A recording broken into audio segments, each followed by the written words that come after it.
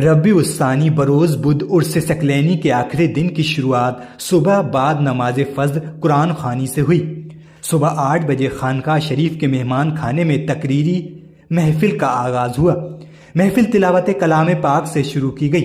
Programme کے خصوصی عالم حضرت علامہ مختار اشرف صاحب نے قبلہ پیر و مرشد میاں حضور کی جیون شیلی، آپ کی سادگی پرہیزگاری سے عقیدت مندوں کو روشناس کرایا۔ انہوں نے کہا کہ اللہ نے میاں حضور کو وہ عزت اور شان عطا کی جن کی خاموشی نے پوری دنیا میں انقلاب برپا کر دیا۔ پوری دنیا میں آپ نے اسلام اور سلسلے کا پرچم بلند کیا۔ قبلہ میاں حضور کی سادگی، انکساری اور خوش مزاجی سے لوگ اتنا متاثر ہوئے کہ لوگ آپ پر فدا ہوئے بغیر نہیں رہ سکے۔ پروگرام کل شریف کے موقع پر خاص طور سے حضرت صادقین ثقلینی، حضرت اسلم میاں وامکی، علامہ عابد ثقلینی، علامہ شاہد شیخ، مولانا رفاقت ثقلینی، مولانا مفتی فہیم ثقلینی، حافظ غلام غوث، مولانا مختار تلہری، حمزہ ثقلینی، انتخاب ثقلینی، منیف ثقلینی، سلمان ثقلینی، حضرت محب میاں ضیاء راشد، حاجی لطیف، حافظ عامل، حسیب ثقلینی آدی موجود رہے۔ پروگرام کے بعد صلاۃ و سلام ہوا اور ٹھیک 11 بجے کل شریف کی فاتحہ کی گئی۔ کل شریف کی فاتحہ صاحب سجادہ حضرت شاہ محمد غازی میاں نے پڑھی۔ کل شریف کے مبارک موقع پر خانقاہ شریف کے سجادہ نشین حضرت الحاظ غازی میاں حضور نے عرس میں آئے سبھی زائرین کے نیک تمناؤں کی حصول کے لیے دعائیں کی اور خصوصی طور پر ملک اور شہر کے امن اور سکون کے لیے دعا کی اور قوم کی سلامتی اور ترقی کے لیے خصوصی دعائیں کرائیں۔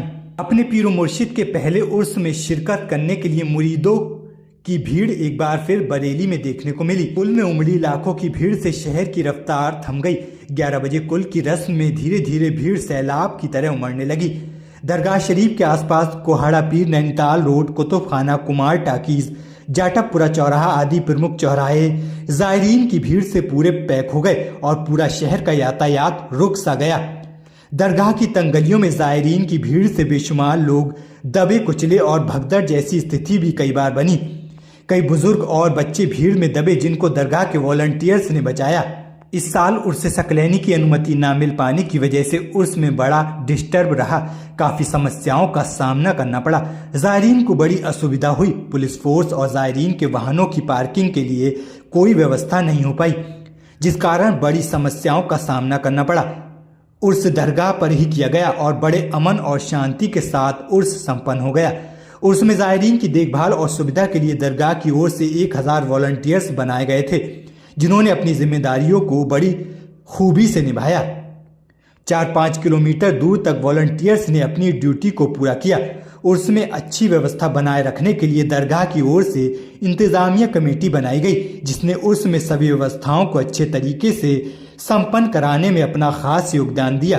دیکھیے، یہ اللہ کی مرضی تھی۔ یقیناً ہمیں اللہ کا شکر بھی ادا کرنا چاہیے کہ ہماری اس چھوٹی سی زندگی کے اندر ایک ایسے مرشد کامل سے اس نے ہمیں وابستہ رکھا اور ان کے فیوز و برکات جیسے وہ ظاہر میں عطا کرتے تھے، اس سے کئی گنا زیادہ آج پردہ کرنے کے بعد ہمیں عطا کر رہے ہیں۔ یقیناً بہت دل پر بھاری گزرا کہ جن کی صحبت میں، جن کی معیت میں ہم اتنے عرس کے کل میں شریک ہو چکے ہیں، آج وہ کل ادا کی رسم ادا کرنے والا بادشاہ، وہ ولی کامل جس کی دعاؤں پر سب کو یقین تھا کہ کل میں ہم جب شریک ہو گئے تو یقیناً آج ہماری دعائیں، ہماری حسرتیں، ہماری مرادیں، ہماری نیک خواہشات پوری ہوگی، وہ آج ہمارے بیچ میں نہیں ہے۔ اور غم تو اتنا شدید تھا کہ یہ 1 سال گزر گیا ہے، اس کا بھی احساس اب تک یہ بات سمجھ میں نہیں آ رہی کہ یہ پورا 1 سال گزر گیا ہے۔ خیر، آج ان کی پہلا عرس تھا اور ان کے جانشین اور صاحب سجادہ نے پہلی کل کی رسم ادا کی ہے ثقلین میاں حضور کے، اور پوری امت کے لیے دعا کی ہے، ملک کے لیے دعا کی ہے۔ انشاءاللہ ہمیں یقین ہے کہ اس ملک سے ظلم کا خاتمہ ہوگا، ظالموں کا خاتمہ ہوگا، نفرت پھیلانے والوں کا خاتمہ ہوگا، اور یقیناً بھائی چارگی، اخوت اور اتحاد اور اتفاق کا مظاہرہ ہوگا، اور انشاءاللہ ہمارے ملک میں، ہمارے گھروں میں، ہماری بستیوں میں اور ہمارے سماج میں جو ہے انشاءاللہ تبارک و تعالی جو ہے تو چین، بدامنی کا خاتمہ اور چین اور سکون انشاءاللہ ہوگا۔